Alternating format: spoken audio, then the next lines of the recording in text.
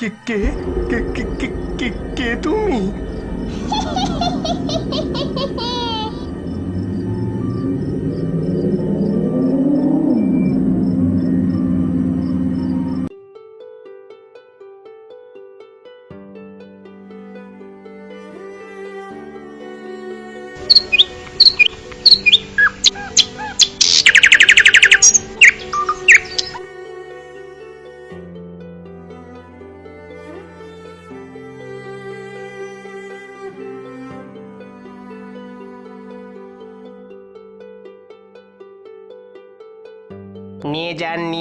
নিয়ে যান বাবু, একেবারে দিশি টাটকা রুই আছে, আর মাত্র একটাই পড়ে আছে।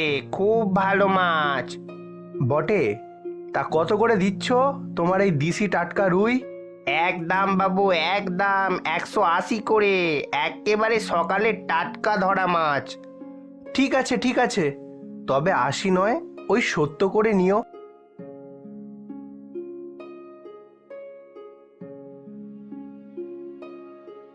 কে হরি? এই জি বাবু। ওই মাছটা আমি নেব। তুই জানিস বাজারে সেরা মাছটা সবসময় আমিই নিই।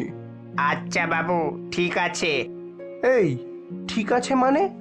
মাছটা নিয়ে দরদাম করলাম আমি, আর তুমি শেষে এসে বলছো মাছটা তুমি নেবে? এই হরি, মাছটার কত দাম হয়েছে রে? আমি 180 বলেছিলাম, উনি 170 দিচ্ছিলেন। শোন হরি, আমি তোকে 200 দিচ্ছি, ওই মাছটা আমাকেই দে।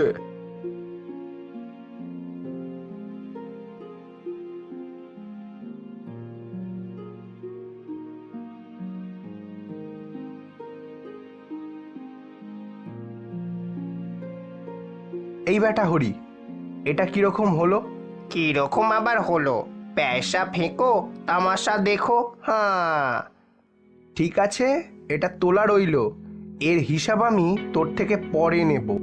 এক মাথা রাগ নিয়ে নন্দ বাজার থেকে কাঁচা সবজি নিয়ে বাড়ি ফিরে যাচ্ছে। ঠিক আছে, আমিও দেখে নেব।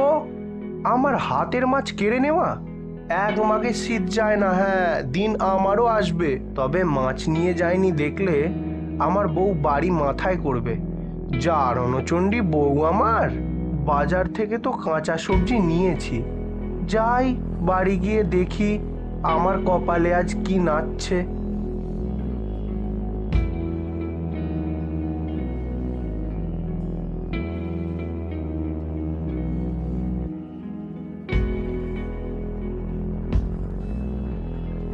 এই যে বলি, বাজারে তো সেই কখন গেছো? এতক্ষণ ধরে কি ঘটিটা উল্টাচ্ছিলে শুনি? মানে ওই একটু আসলে। থাক, দেখি কি ছিঁড়ির বাজার এনেছো।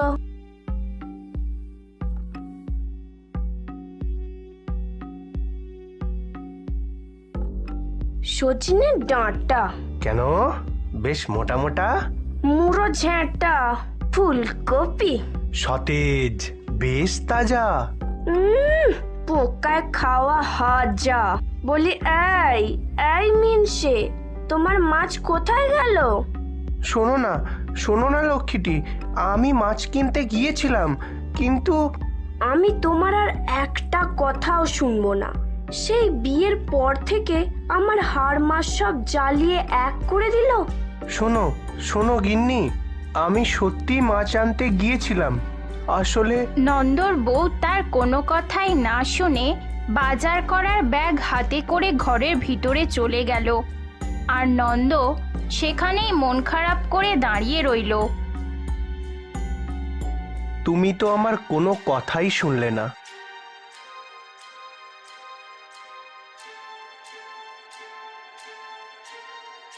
নন্দ আসলে কাজের মধ্যে তাদের গ্রামেরই সুবর্ণখালে নৌকা ফেরি করে বেড়ায়, আর সেই উপার্জনের টাকা দিয়েই তাদের সংসার চলে। সারা বছর এই খালের মধ্যে জল থাকে না, নদীতে জল বাড়লেই এই সুবর্ণখাল পরিপূর্ণ হয়ে ওঠে, আর পাশাপাশি গ্রামের মানুষ খুব সহজেই খাল পারাপার করে এক গ্রাম থেকে অন্য গ্রামে পৌঁছে যেতে পারে। বউটা আমার কথা কানেই নিল না। কথা শুনলে তো আসল ব্যাপারটা খুলে বলবো। রাগে গজগজ করতে করতে চলে গেল। আর যদি বাজার থেকে মাছটা নিয়ে আসতাম তাহলে কোনো ঝামেলাই হতো না। সব ঝামেলার গোড়া হলো ওই বনমালীটা।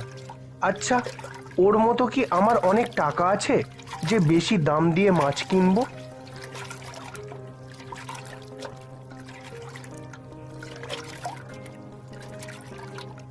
না, সব ঘাটগুলোই তো দেখছি ফাঁকা। এই বেলাও কি তবে খালি হাতে বাড়ি ফিরতে হবে নাকি? ওরে বাবারে, সকালবেলায় মাছ না নিয়ে যাওয়ার জন্য বউ তেতে আগুন হয়েছিল, আবার এখন যদি খালি হাতে ফিরি তাহলে সেই আগুনে হয়তো আমাকে জ্বালিয়েই দেবে।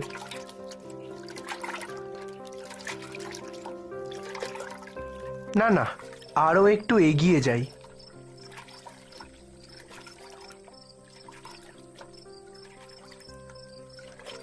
ওই তো সামনে একটা ঘাট আছে না? এই ঘাটে তো এর আগে কোনোদিন খেয়া নিয়ে আসিনি। তবে যাই, ওই ঘাটেই আজ খেয়া নিয়ে অপেক্ষা করি।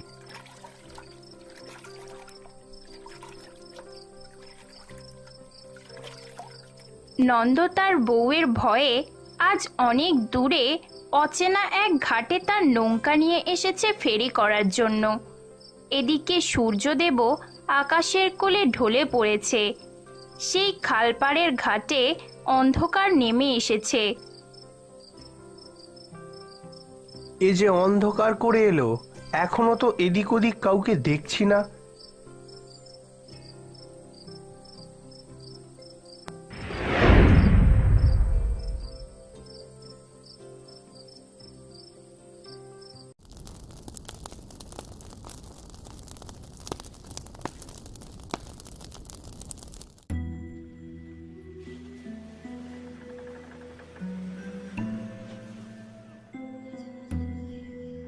আমার রান্না তো প্রায় শেষ হয়েই এলো, কিন্তু সেই মানুষটা এখনো বাড়ি ফিরলো না। সকালে না হয় মাছ না নিয়ে আসার জন্য আমার একটু অভিমান হয়েছিল। রোজ কি আর শুধু ভাত খাওয়া যায়? সেই যে কোন সকালবেলা মানুষটা বেরিয়ে গেল, এখনো তার ফেরার সময় হলো না। মানুষটার আবার কোনো বিপদ আপদ হলো না তো?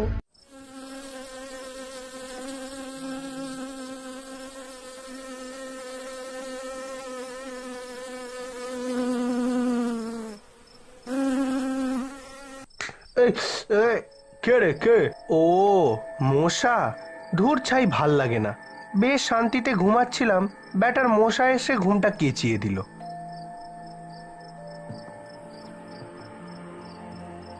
এ কি, একজন ওইখানে দাঁড়িয়ে আছে না?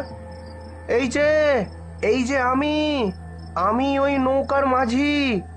ওই পারে যাবেন নাকি? হ্যাঁ, যাব তো। তুমি নিয়ে যাবে আমাকে ওই পারে? কেন নিয়ে যাব না? আমার তো ওইটাই কাজ। তবে 20 টাকা লাগবে কিন্তু। ঠিক আছে, তবে আমার একটা পুটলি আছে, আমি ওটা আমার ওই কুঁড়ে ঘর থেকে নিয়ে আসি।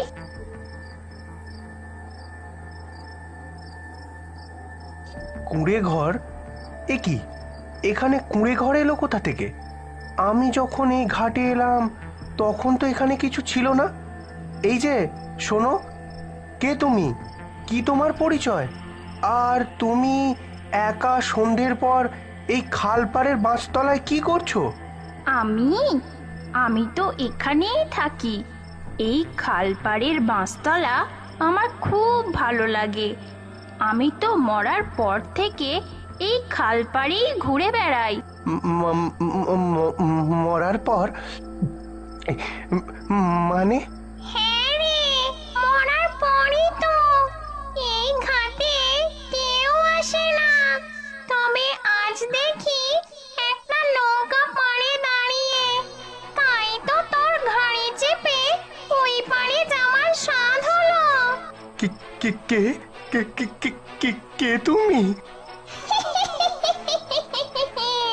কি রে, চল এবার, আমাকে ওই পাড়ে নিয়ে যাবি না?